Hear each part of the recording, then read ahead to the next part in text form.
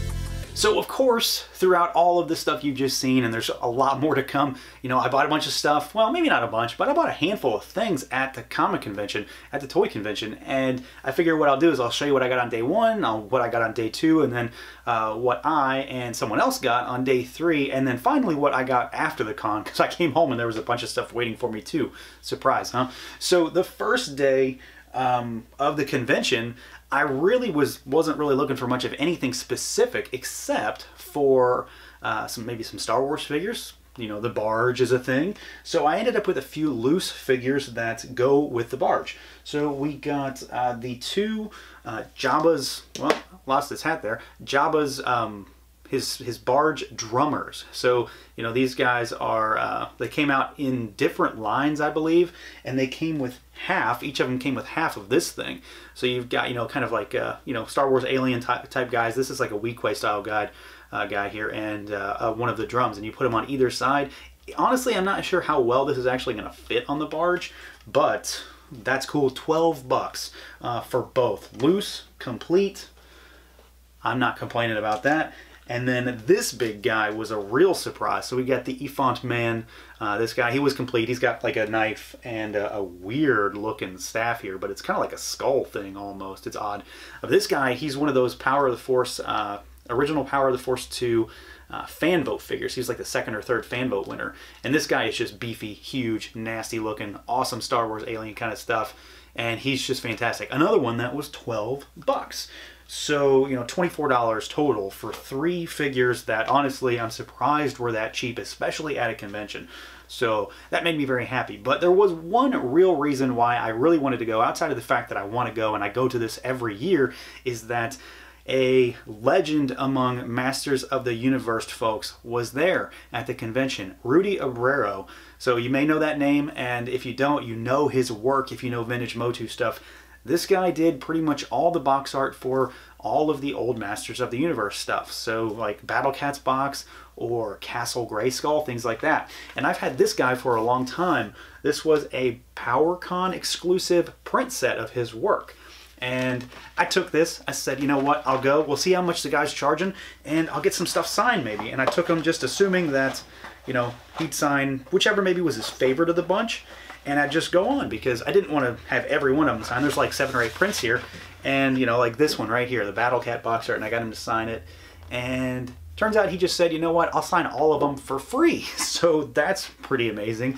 And these things are, you know, some of my more prized Masters of the Universe things. There's a few sets that Super 7 have done like this, and it's just an amazing thing. But when he told me that he was going to do them for free, you know, I said, well, I went with the intention of spending some money, and I can't let him do it for free because he's not there to not make money. And then I saw this big guy. So this is a print of the Granomir from the Classics line box art, and I got him to, he of course signed that as well.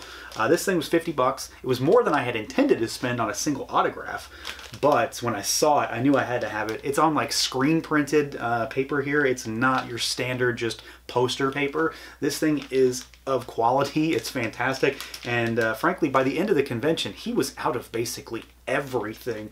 So he really cleaned house, and I think he made a lot of Motu fans really happy. He was also just the coolest guy to talk to. He was really, really personable and friendly and nice. So this was probably my favorite score of the convention. I mean, it's the main reason why I wanted to go. So I think I really lucked out in terms of what actually happened there. But of course, there is still more to see.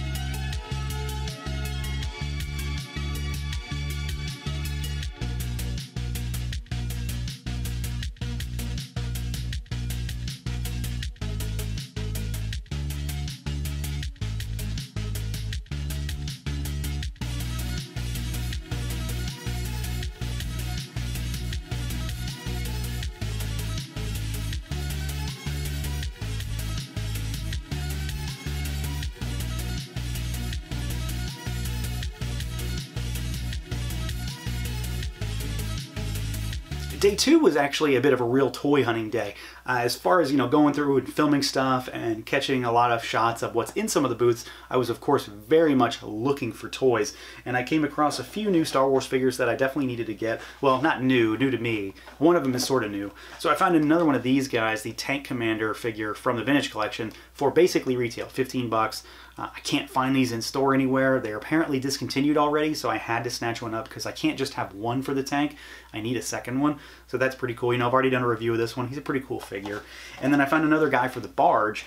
We've got Bane Malar here, which is from the Legacy Collection with the Build-A-Droid feature. So he comes with a chest piece for R7Z0. That's kind of weird to say. He's going to come out. I'm not keeping this in the package or anything. He's just a cool looking figure. I'm going to pop him out, throw him on the barge. Background type character. And then I noticed something interesting across a lot of booths. something that I maybe never noticed before is I saw a lot of old Kenner Aliens figures at various booths, and I found one booth in particular that had a handful of them, and I was able to get a deal on 3 in particular. 2 of them have just destroyed bubbles, and I'm taking them all out, so it's not really an issue, but I'm going to save the backer cards and save the artwork. So we've got the Rhino Alien from the Kenner line, and I was a huge fan of these as a kid. I had more of the Predator figures than the Aliens, and I really didn't have tons of either, but I always did like these figures.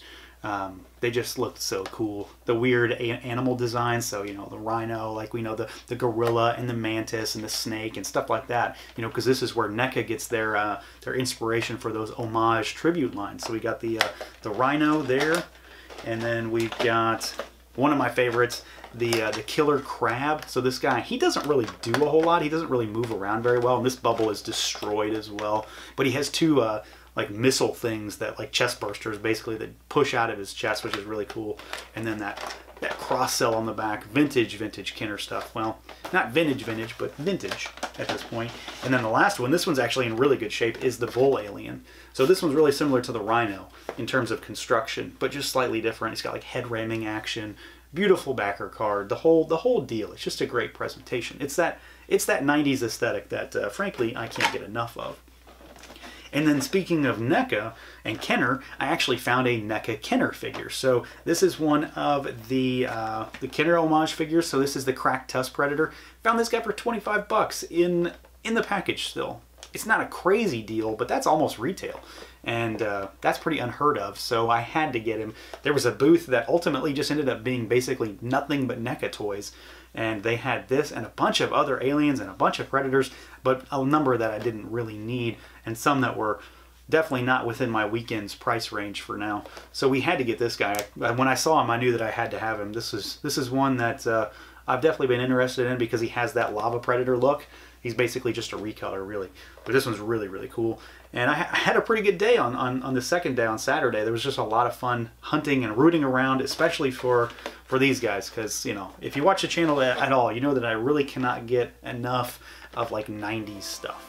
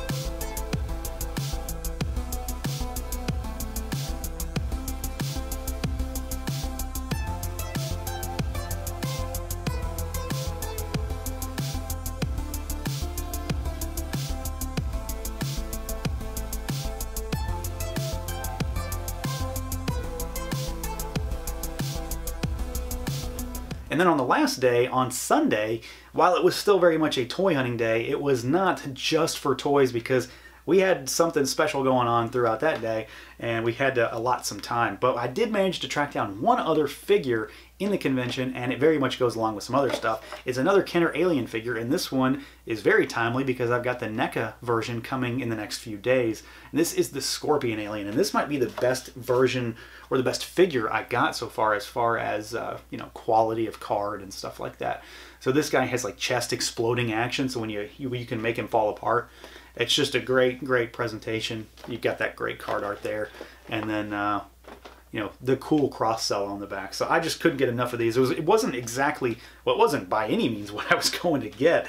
I had no expectations of coming home with 4 Kenner Alien figures, but I'm really excited to have these guys finally, especially for the price I paid. I think I did really well in terms of actually getting a deal on this stuff. So there was one other acquisition, well, 2 if you count the fact that they're 2 different pieces of paper, but they're all very much related. We've even got some shirts here. We had to bring the wife in to talk about this because this is mostly her thing, but I'm very much interested in what we have. So again, we've got a couple pieces of paper to show you, and this guy here is a floor plan of The Office from The Office, the TV show. There were 4 actors there, so she had to get autographs. We did a photo op too.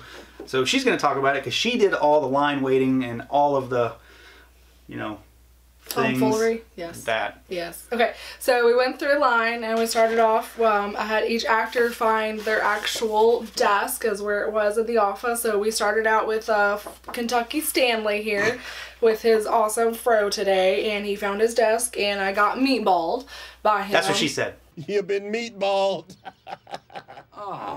Are you ready for some meatball? So he said, you've been meatballed. And he said I was the only person that asked for that this weekend, so props to me for being so original. And then we went on over to Creed and had him find his desk, which as you can see is by Meredith's desk, but what did he do? He signed over the whole desk, so his original quote was "cool beans." The next one we went over to was Oscar, and I was kind of drawing a blank on what we were going to have him sign, so I asked him, and his quote was, "Meredith, your boob is showing."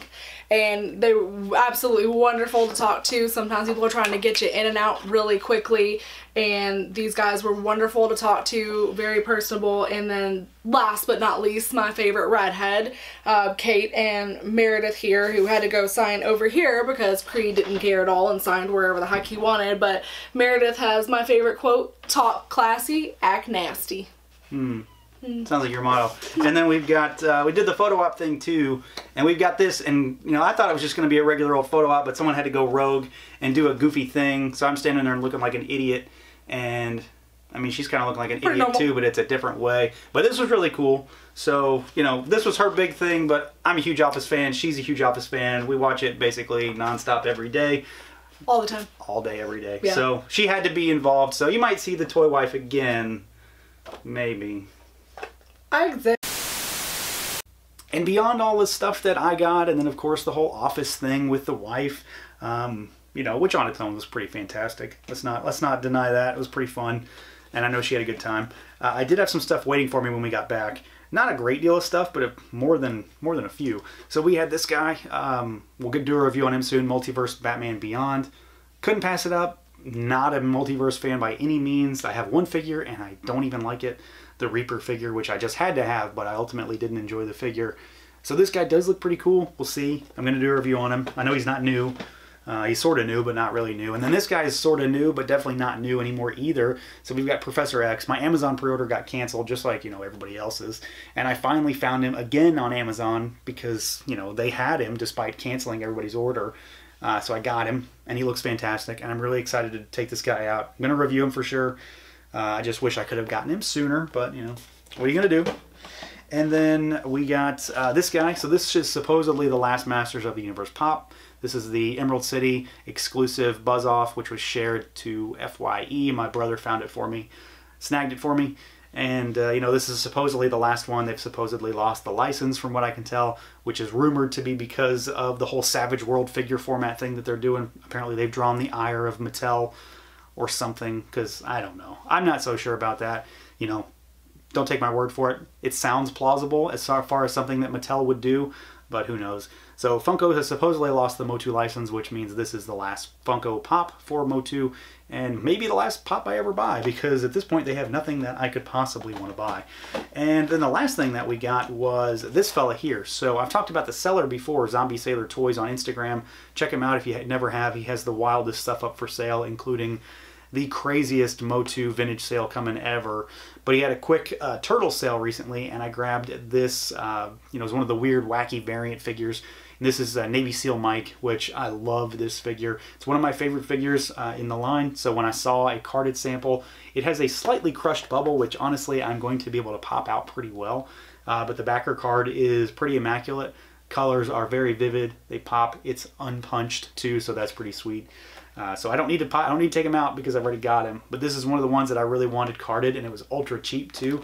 But I've been looking for some of the carded, more wacky turtles, because I'm not interested in having a complete turtles carded collection or anything. But there's a few that I really like their backer cards, and I think that just this one in particular is really cool. It's just all of that, you know, nostalgia for me as a kid.